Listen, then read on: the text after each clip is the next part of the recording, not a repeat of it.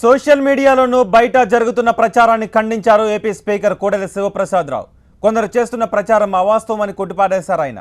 ఆడబిడ్డల ఆకాంక్షలను నెరవేర్చడంలో కానీ వారికి ఇవ్వాల్సిన ప్రోత్సాహం విషయంలో కానీ తనకు వేరే అభిప్రాయం లేదన్నారు. వారికి వ్యతిరేకమైన పదాలు తన నోటి వెంట రావని స్పష్టం చేశారు కోడెల. కానీ కడివెడు పాలల్లో ఒక్క చుక్క విషయం చాలు మొత్తాన్ని స్పాయిల్ చేయడానికి.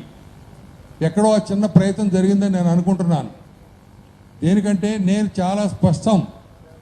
ఆడబిడ్డల గురించి కానీ, ఆడబిడ్డల యొక్క ఆకాంక్షల గురించి కానీ, వాళ్ళకి ఇవ్వాల్సిన ప్రోత్సాహం గురించి కానీ గతంలో కానీ ఇప్పుడు కానీ భవిష్యత్తులో కానీ నాకు వేరే అభిప్రాయం ఉండదు.